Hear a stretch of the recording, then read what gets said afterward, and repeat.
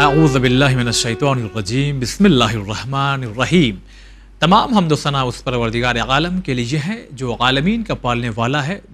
درود و سلام ہو محمد و آل محمد علیہ الصلاۃ والسلام پر۔ عزیز ناظرین السلام علیکم ورحمۃ اللہ، آپ سبھی کا استقبال کرتے ہیں اس خاص پروگرام دعائے عرفہ میں۔ یوں تو دعا مومن کا اسلحہ ہے، دعا کی بے انتہا فضیلت اور بہت زیادہ تاکید ہے کہ انسان اپنے مالک کی بارگاہ میں اپنے دلوں کی حاجات کو پیش کرے، یقیناً وہ عطا کرنے والا ہے، پورا کرنے والا ہے۔ دعائے عرفہ جس کی فضیلت کس مقام پر امام حسین علیہ السلام نے پڑھا اس دعا کو، اور اس دعا کا آغاز کس طرح سے ہوا، اور اس دعا میں کن کن باتوں کی طرف اشارہ ہوا ہے، یہ تمام چیزیں جو ہے وہ پچھلے 2 ایپیسوڈ میں گزر چکی ہیں، جسے یقیناً آپ نے سنا ہوگا۔ آج انشاءاللہ ہم گفتگو کا آغاز اس 5ویں کلمے سے، دعا کا اگر دیکھا جائے، چونکہ پچھلے ایپیسوڈ میں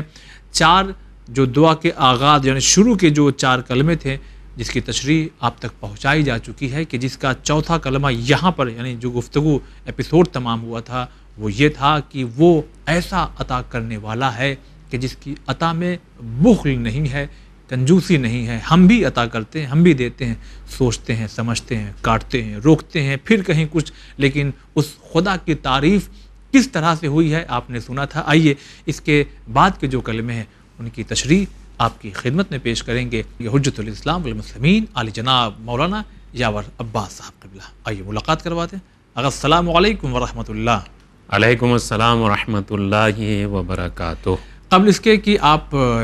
5ویں اور 6ٹھے 7ویں یعنی اگلی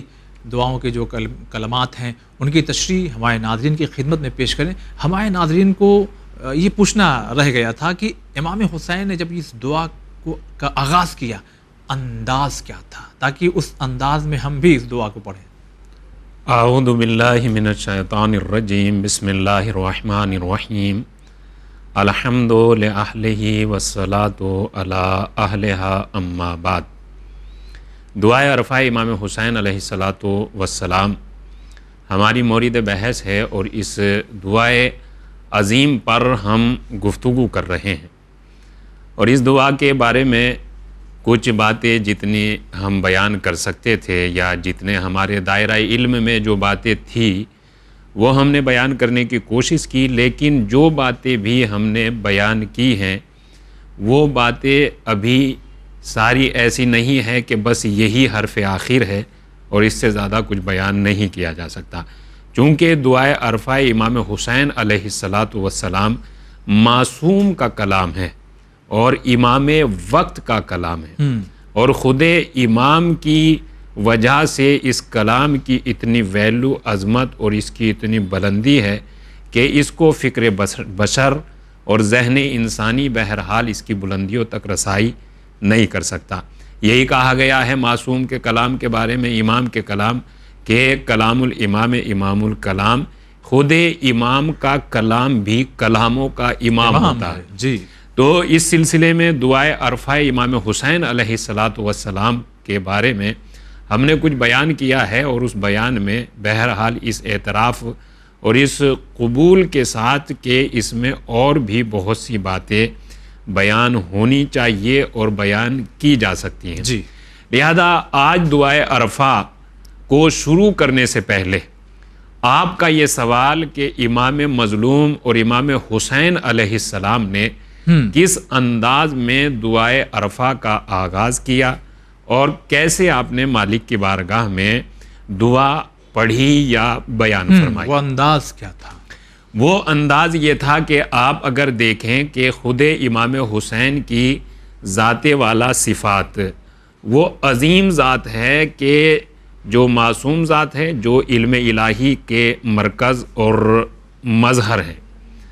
اور کیفیت اور عالم یہ ہے کہ آپ اللہ کے گھر کے نزدیک بذات خود نفس نفیس تشریف رکھتے ہیں، اور اس عالم میں آپ اس جگہ پر تشریف رکھتے ہیں کہ جس جگہ کو میدان عرفات کہتے ہیں۔ میدان عرفات اگر عام لغت میں اس کا لٹرل میننگ دیکھا جائے تو جائے معرفت، وہ جگہ کہ جہاں عام انسان بھی اگر جاتا ہے تو اس کی معرفت میں اضافہ ہو جاتا ہے۔ ٹھیک، اس جائے معرفت پر پہنچنے کے بعد امام عالی مقام نے اپنے چاہنے والوں کو اپنے دل کے ٹکڑوں کو جمع کیا اور اس جگہ پر تشریف فرما ہوئے میدان عرفات میں، اور یہ دعائے عرفہ آپ نے جب پڑھنا شروع کی تو عالم یہ تھا کہ دعائے سننے والے آپ کے ارد گرد اور آپ کے ساتھ تشریف فرما تھے۔ وہ جگہ جہاں آپ بیٹھے ہوئے تھے اس جگہ کا نام میدان عرفات تھا۔ اللہ کا گھر نگاہوں کے سامنے تھا اور اس ذات سے لو لگائے ہوئے، اس ذات سے امید باندھے ہوئے کہ جس کی راہ میں اپنے وطن کو چھوڑ کر امام حسین یہ کارنامہ انجام دینے کے لیے آ رہے ہیں یا تشریف لا رہے ہیں۔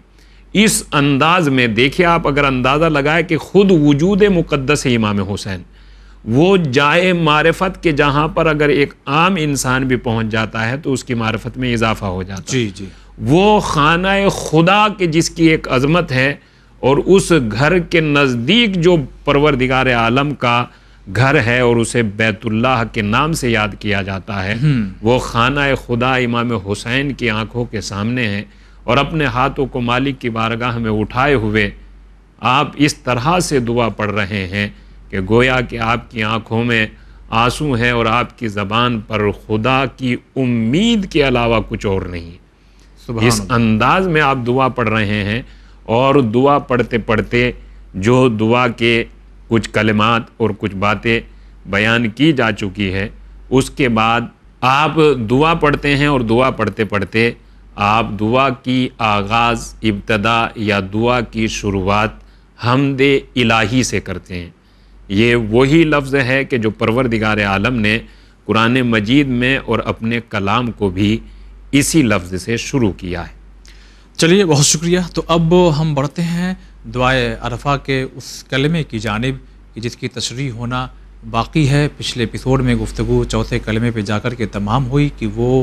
ایسا عطا کرنے والا ہے جس کی عطا میں بخل نہیں ہے۔ اب اس کے بعد کا جو کلمہ ہے اس کی تشریح ہمارے ناظرین کی خدمت میں پیش کیجیے۔ بسم اللہ الرحمن الرحیم۔ فطرہ اجناس البداع واتقنا بحکمتہ الصناع ولا تخفى علیہ الطلاع ولا تضیع عنده الوداع۔ یہ ابھی ہم یہ 4 سینٹنسز یا 4 کلمات دعائے عرفہ کے بیان کریں گے، اور اگر چونکہ ہم نے 4 کا انتخاب اس لیے کیا ہے کہ یہ بیان کرنے کا انداز بالکل ایک جیسا ہے، آپ اگر اندازہ لگائیں اور غور فرمائیں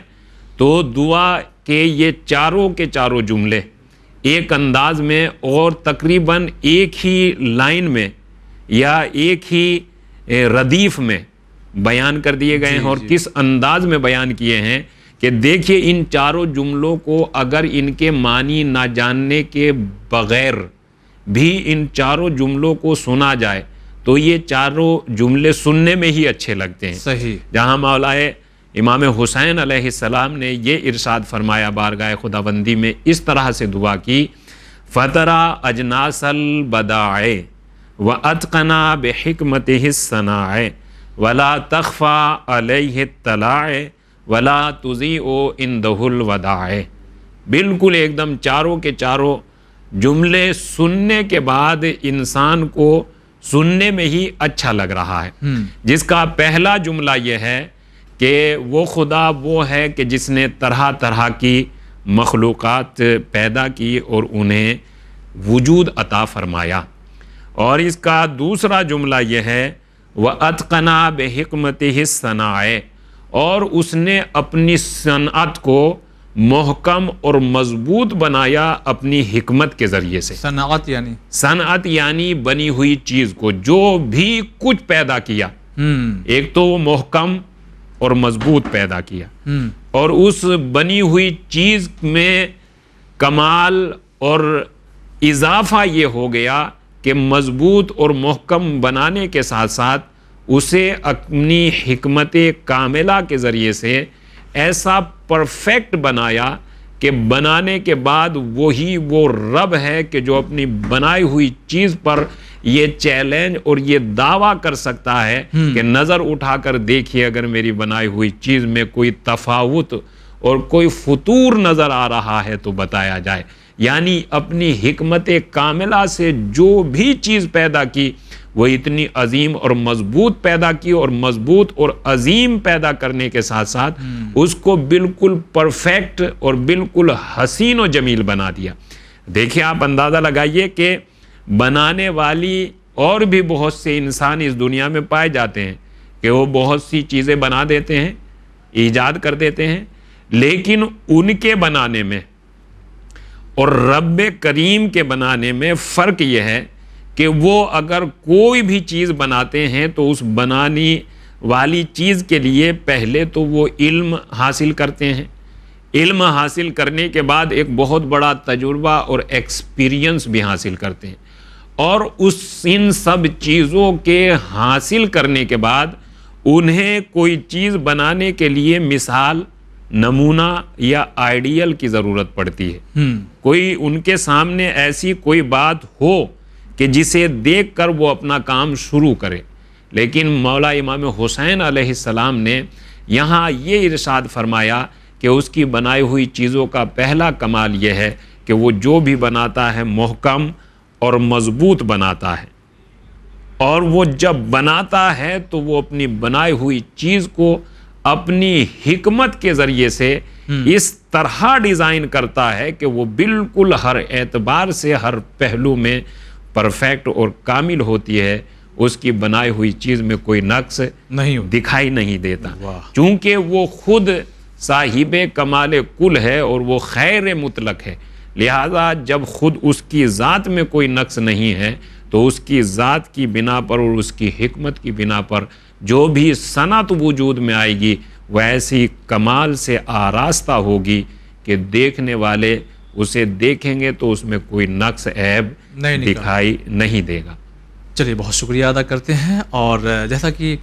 آقا نے کہا کہ آج کا جو 4 کلمہ جس میں سے 2 کلمے کی تشریح ابھی آپ نے ناظرین سنی ہے، اب یہ اگلے جو 2 کلمے ہیں کہ جس میں اس طرح سے امام ارشاد فرما رہے ہیں کہ اس پر کوئی چیز پوشیدہ نہیں ہے. آئیے اب ان اگلے کلمات کی تشریح آپ سے جانتے ہیں، بیان فرمائیے. ان 2 جملوں کے بعد جو اگلا اور تیسرا جملہ ہے وہ جملہ یہ ہے کہ وَلَا تَخْفَى عَلَيْهِ الطَّلَاعِ، اور اس کی ذات پر کوئی چیز پوشیدہ نہیں ہے، وہ ہر چیز کا جاننے والا ہے اور ہر چیز سے آگاہ اور باخبر ہے. اس جملے کو بتانے کے یا ارشاد کرنے کے بعد مولا امام حسین علیہ السلام نے اپنی ذات کی طرف بھی اشارہ دیا ہے، اور خود اس جملے کے پہلے بھی جو 2 جملے بیان کیے گئے ہیں کہ اس کی بنائی ہوئی کوئی بھی چیز ہو وہ اپنی حکمت سے ہر چیز کو بالکل پرفیکٹ بناتا ہے، اسے اس ڈیزائن میں لا کر رکھ دیتا ہے کہ اس میں کوئی عیب نہیں نکال سکتا. اگر دیکھا بھی جائے اور نکالنے کی کوشش بھی کی جائے پھر بھی اس میں کوئی عیب نہیں نکالا جا سکتا. لہذا میں بھی اس صاحب حکمت اور حکمت والے رب مہربان کی ایک بنائی ہوئی مخلوق ہوں. لہذا مجھے بھی پروردگار عالم نے اس عظمت اور اس بلندی کے ساتھ بنایا ہے کہ میں اس کی ذات کی ایک وہ واحد مثال ہوں کہ مجھے دیکھ کر اس واجب الوجود کی ذات کی معرفت حاصل کی جا سکتی ہے. لہذا اگر وہ چیزوں کو اپنی حکمت سے اتنا عظیم اور اتنا بلند بنا سکتا ہے تو میں تو کسی نہ ہر صورت میں چیزوں سے افضل ہوں، تو میری ذات میں اس نے کیا کمال عطا کیا ہوگا، اور مجھے کس طریقے سے اپنی قدرت کاملہ اور اپنی ذات کے لیے مثال اور نمونہ اور اپنی ذات کے کمالات کا مظہر بنا کر پروردگار عالم نے مجھے بھیجا. اور اپنی ذات کی طرف اشارہ کرنے کے بعد پھر یہ کہا کہ وہ ہر چیز سے آگاہ ہے، وہ ہر چیز سے باخبر ہے، اس سے کوئی چیز پوشیدہ نہیں ہے. گویا کہ امام حسین علیہ السلام یہ اپنا جو کاروان اور یہ اپنا انقلاب دینی اور اسلامی اور یہ تحریک کربلا اور قیام امام حسین علیہ السلام کی طرف گویا کہ ایک اشارہ ہے، اور اس بات کی طرف امام حسین علیہ السلام اشارہ کر رہے ہیں کہ میرے ہر قدم کی اسے خبر ہے اور جیسے اس نے ہر چیز کو محکم بنایا ہے ایسے ہی میرا ہر عمل محکم ہے اور میرا ہر قدم اس کی راہ میں اٹھتا ہوا وہ بہتری کی طرف جا رہا ہے۔ وہ سب جاننے والا ہے، وہ سب چیز کا جاننے والا ہے، لہذا اس کے جاننے کا اعلان کیا، اور جاننے کے ساتھ ساتھ کہ یہ جتنا بھی پروگرام ہے یہ سب اس کے علم میں ہے، ایسا نہیں ہے کہ وہ ان باتوں سے بے خبر ہے یا نہیں جانتا۔ اور پھر دعا کے چوتھے جملے میں امام علیہ السلام نے، دیکھیے امام علیہ السلام نے دعا کے چوتھے جملے میں آپ نے یہ ارشاد فرمایا وَلَا تَضِيعُ عِندَهُ الْوَدَائِعُ، اور اس کی بارگاہ میں امانتیں برباد نہیں ہوتی،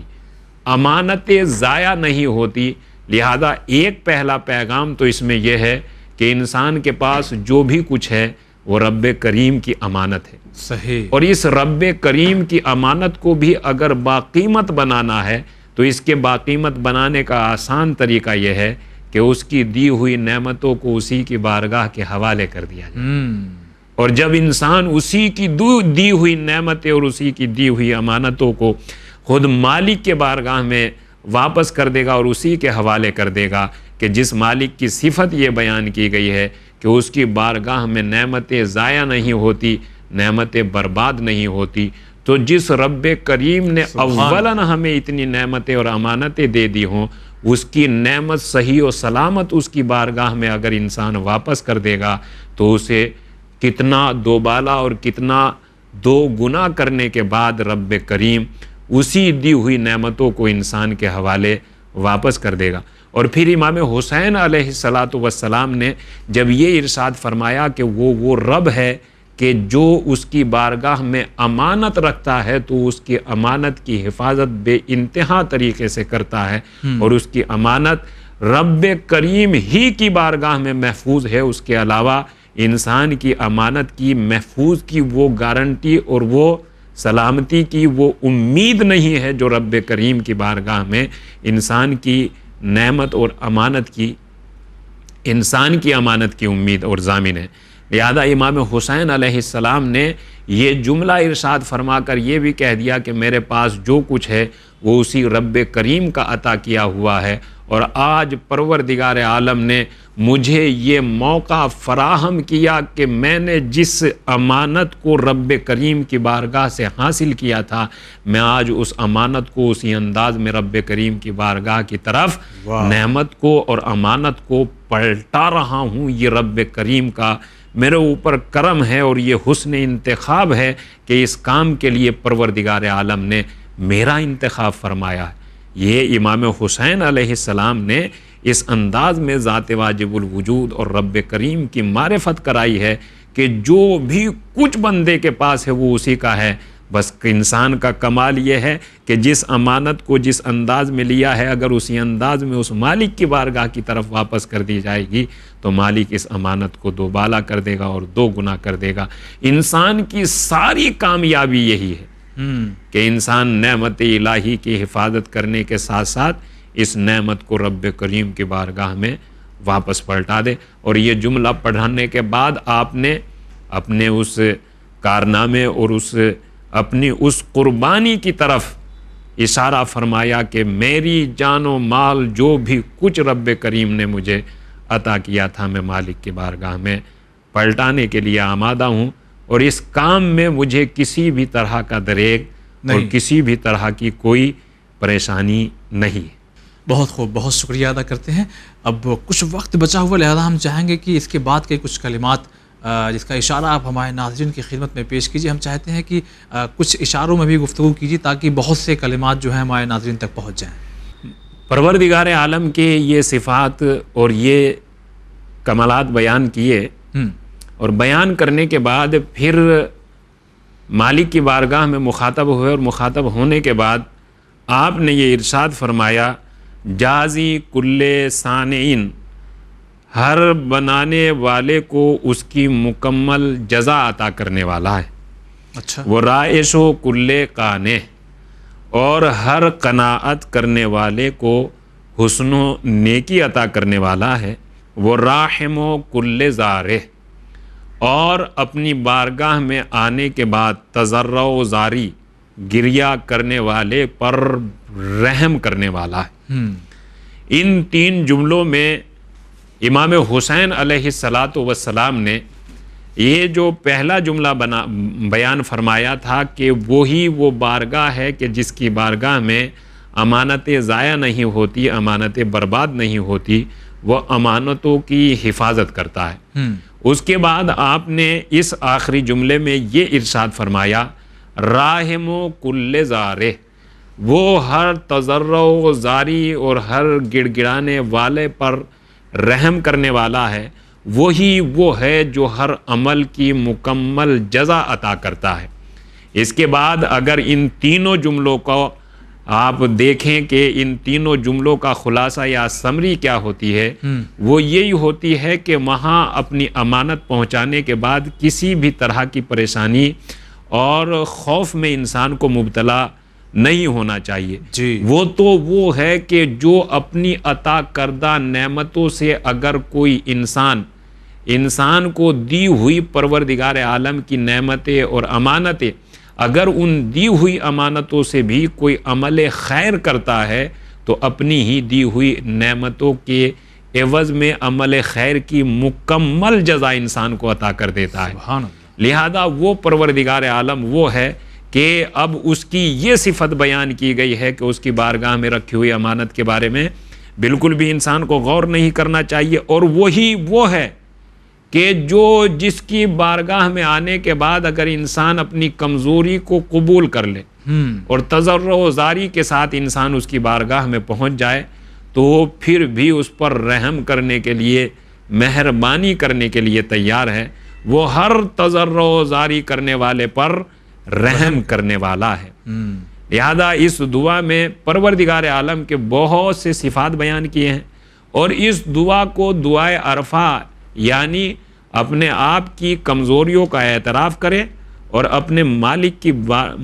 کی معرفت حاصل کرنے کی کوشش کرے۔ اس دعا میں دونوں پہلو پائے جاتے ہیں، بندہ پہلے اپنے آپ کو پہچانے، اور جب اپنے آپ کو پہچان لے تو پھر اپنے مالک کی معرفت حاصل کرنے کے لیے کوشش کرے۔ جب یہ دونوں چیزیں حاصل ہو جائیں گی اور اس صورت میں بندہ خدا تضرع و زاری کے ساتھ، آنسو بھری آنکھوں کے ساتھ مالک کی بارگاہ میں کچھ طلب کرے گا تو وہ مالک ہی وہ ہے کہ جس نے بغیر مانگے دے دیا تو وہ مانگنے کے بعد کیوں عطا نہیں۔ ضرور بالکل، بہت شکریہ ادا کرتے ہیں۔ تو ناظرین دیکھیے، آج یہ دعا کے تقریباً 7 جو کلمات ہیں ان کی تشریح مختصر ہی صحیح آپ تک پہنچائی گئی ہے۔ یوں تو یہ پروگرام شوق دلانے کے لیے ہے، پڑھیے گا ضرور، ترجمے پر نگاہ ہوگی تو ایک لطف آئے گا کہ امام حسین علیہ السلام نے کیسے اللہ کی معرفت کروائی ہے۔ انشاءاللہ اگلے ایپیسوڈ میں بھی حاضر ہوں گے تو کچھ اور بھی